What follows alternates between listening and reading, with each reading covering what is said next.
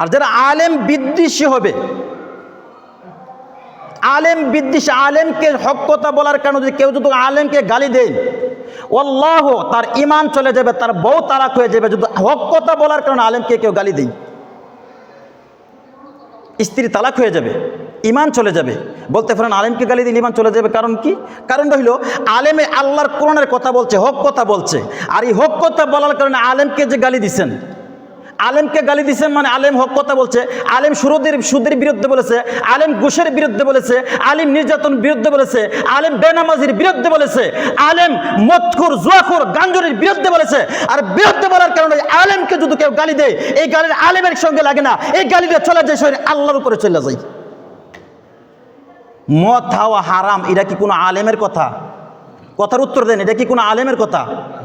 নামাজ না পড়লে জাহান্নামে যাইবে, নামাজ না পড়লে গুনাহ হবে। বেনামাজিদেরকে যে নিকৃষ্ট বলেছেন, এটা কি কোনো আলেমের কথা না আল্লাহর কথা? কার কথা এটা? আল্লাহর কথা। সুদ খাওয়া, ঘুষ খাওয়া গুনাহ, এটা কি কোনো আলেমের কথা না আল্লাহর কথা? আল্লাহর কথাটা কোনো আলেম যদি বলে, আর এই আলেমকেও যদি কোনো কেউ গালি দেয়, তাহলে তার সঙ্গে সঙ্গে ঈমান চলে যাবে, তার কাছ থেকে তার স্ত্রী তালাক হয়ে যাবে। বুঝতে পারলেন? হক কথা বলার কারণে কেউ যদি গালি দেয়, সুদের বিরুদ্ধে বলবেন, ঘুষের বিরুদ্ধে বলার কারণে আজকে দেখা যায় সুদখোর, ঘুষখোর, বেনামাজি, যারা মসজিদের সাথে সম্পর্ক নাই, তারা মসজিদের কমিটি থাকে। যারা মসজিদের সাথে কোনো সম্পর্ক নাই, সুদের সাথে সম্পর্ক, ঘুষের সাথে সম্পর্ক, জুয়ার সাথে সম্পর্ক, নারীদের সাথে সম্পর্ক, বিভিন্ন হারাম জিনিসের সাথে সম্পর্ক, তারা আজকে সমাজ পরিচালনা করে। তাদের কথাই দেখবেন, তাদের জানাজা নামাজে মানুষের কোনো অভাব থাকে না। একটা উদাহরণ দিই, আপনাদের এলাকায় যদি একটা পতিতালয় চিনেননি? পতিতালয় চিনেননি? যারা দেহ ব্যবসা করে, দেহ ব্যবসায় একটা মেয়ে যদি মারা যায়, ওই মেয়েটা মারা গেলে সমাজের প্রত্যেকটা লোক ঘৃণা করবে যে তার জানাজা যায় না, বলবে কি না? প্রত্যেকটা লোক বলবে তার জানাজায় যায় না।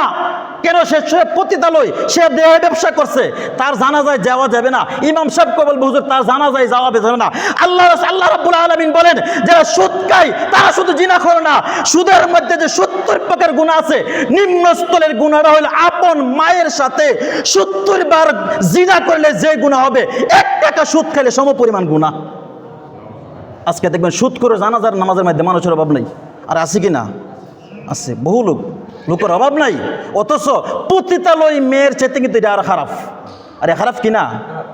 সে দেহ ব্যবসা করছে, সে তো আপন বাবার সাথে জিনা করে নাই, আপন ছেলের সাথে জিনা করে নাই। জিনা করা কবিরা গুনাহ, জিনার শাস্তিও কঠিন, আমি মানতেছি, আমি কিন্তু এটা বলি নাই। কিন্তু আল্লাহ রাসূল বলছে কি, তার চাইতেও সুদ খাওয়াটা বেশি গুনাহ, ঘুষ খাওয়াটা তার চেয়েও বেশি গুনাহ। বহু লোক আছে, বহু লোক যারা সুদের সাথে জড়িত, ঘুষের সাথে জড়িত। দেখবেন ঘুষ খায়া, সুদ খায়া নামাজও পড়ে, রোজাও রাখে, কিন্তু নামাজ হবে না। নামাজের মধ্যে বেজাল, রোজার মধ্যে বেজাল, কোরআন তেলাওয়াত বেজাল। তাদের নামাজ দেখলেই বোঝা যাবে যে এটা দেখায় না নামাজ পড়তেছে, মানুষকে দেখানোর জন্য নামাজ পড়তেছে। নামাজ দেখলেই বোঝা যায়। রুকু ঠিক হয় না, সেজদা ঠিক হয় না, ঠিকভাবে রুকু আদায় করে না, ঠিকভাবে সেজদা আদায় করে না। দেখা যাইতেছে বৈঠকও ঠিকভাবে আদায় করতে পারতেছে না। আত্তাহিয়াতু ফারা ওয়াজিব, আত্তাহিয়াতু ভালো করে পড়তে পারে না, টুসটাস করে সালাম ফিরে দিতেছে। রুকুর মধ্যে যাইয়া কমপক্ষে 3 বার সুবহান রাব্বিল আযীম বলতে হবে, একবারও বলে না, দাঁড়ায় যাইতেছে। নামাজ হয় না, এটা দেখাই না নামাজ। আজকে তাদের বিরুদ্ধে কথা বললে আইনগত ব্যবস্থা নেওয়া হয় কি না? আইনগত ব্যবস্থা। সমাজের লোক বলবে, হ্যাঁ তার বিরুদ্ধে কথা বললা কেরে, আরে সে যে প্রকাশ্য যে সুদ খাইতেছে, সুদ খাওয়া, আল্লাহর সাথে যুদ্ধ করা, সুদ খাওয়া, মার সাথে জিনা করা, এত বড় বড় অপরাধ করতেছে, তার বিরুদ্ধে কোনো খবর নাই। আসেনি? তার বিরুদ্ধে কোনো খবর নাই। তার জানাজার নামাজের মধ্যে লোকের কোনো অভাব নাই। তার জানাজার নামাজ পড়ার জন্য বড় বড় লোকেরা, টাকাওয়ালারা, পয়সাওয়ালারা তার জানাজার নামাজ পড়ার জন্য লাইন ধরে, কাতার ধরে। অভাব থাকে না মানুষ। আজকে আমরা কোথায় আছি? মসজিদ পরিচালনা করার জন্য আল্লাহ তৌফিক দিলে সামনে সপ্তাহ বলবো, মসজিদ পরিচালনা যে করবে তার 5টা গুণ থাকতে হবে। ইন্নাল্লাহা ইয়া'মুরুকুম মাসাজিদাল্লাহি মান আমানা বিল্লাহ ওয়াল ইয়াউমিল আখির ওয়া আকামাস সালাহ ওয়া আতাজ যাকাহ ওয়া লাম ইয়াখশা ইল্লাল্লাহ। এটা কার কথা? আমি বানাই কইছি? রাসূল হাদিসও বলে নাই, রাসূল হাদিসও বলে নাই, স্বয়ং আল্লাহ কোরআনের মধ্যে বলেছে যার মধ্যে 5টা গুণ থাকবে ওই লোকটা মসজিদে কমিটি হবে।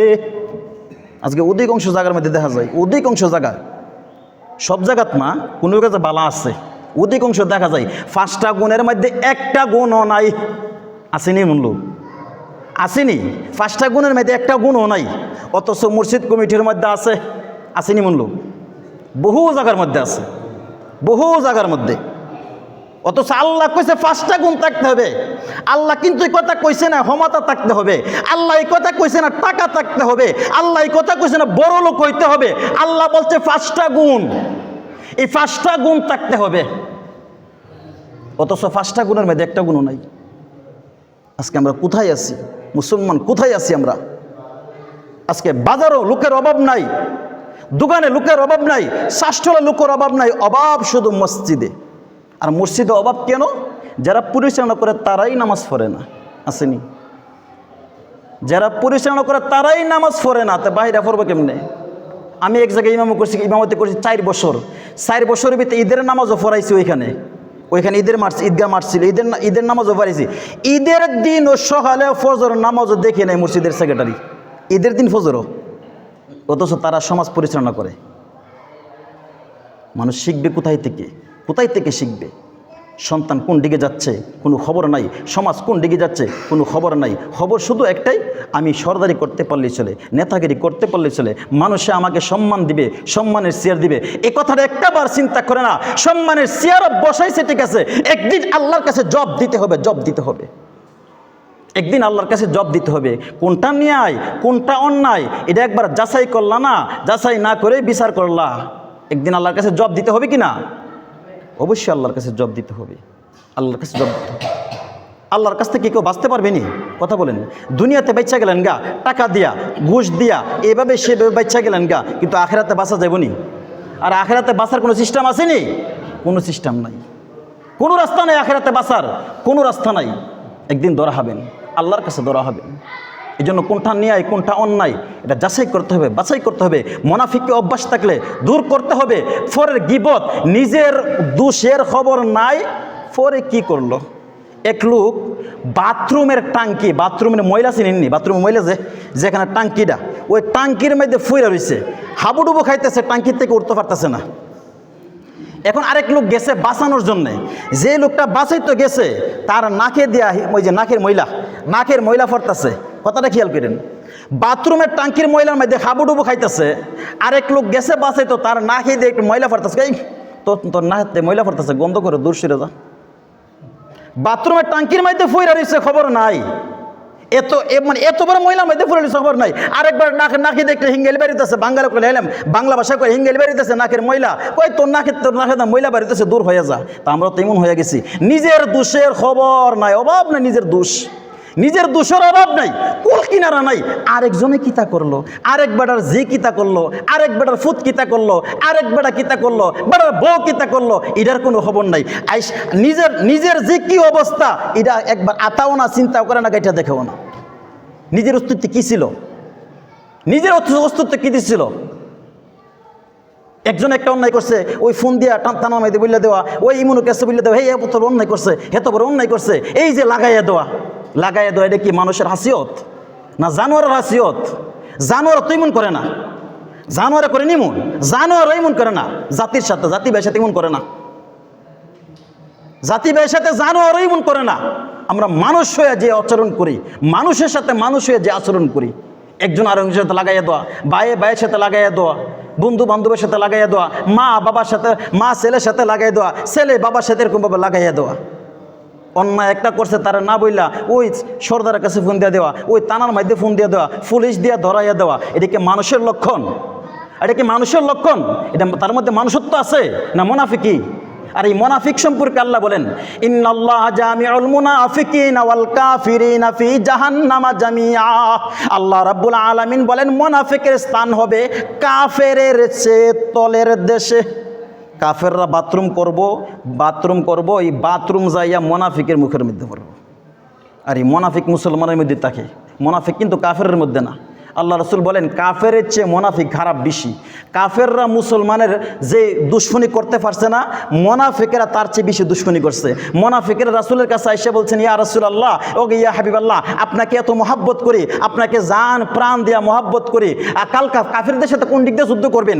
রাসূল বলেন আমরা ওই দিক দিয়ে যুদ্ধ করব। ওই মোনাফিক যে কাফের কাছে বলেন যে আগামীকাল মুহাম্মদের দল ওই দিক দিয়ে যুদ্ধ করবে, তোমরা যে আগে দখল করো। কাফেররা ক্ষতি করছে বেশি না মোনাফিক ক্ষতি করছে বেশি? মোনাফিক আপনার সাথে চলবে, আপনার গরু খাইবে, আপনার সাথে দাওয়াত খাইবে, আপনার প্রিয়টা খাইবে, আবার আপনার নিয়ে জেল খাটাইব। টাওয়ারও পাইবেন না, বুঝতেও পাইবেন না। কিন্তু মোনাফিকি করে কয়দিন বাঁচবেন? কয়দিন বাঁচবেন মোনাফিকি করে? আপনি আরেকজনের লাগে গর্ত করবেন, আপনার লাগে আল্লাহ অন্য বড় গর্ত করে রাখছে, বাঁচতে পারতেন না। বাঁচার রাস্তা নাই, দুনিয়াতে বাঁচার জায়গা না, ধরবো আল্লাহই ধরবো। আল্লাহ দুনিয়াতে শিক্ষা দিয়েই নিব, দুনিয়াতে দৌড়াইয়া নিব, দুনিয়াতে শাস্তি দিয়ে আল্লাহ নিব। আর আখেরাতে শাস্তির তো কোনো কুল কিনারাই নেই।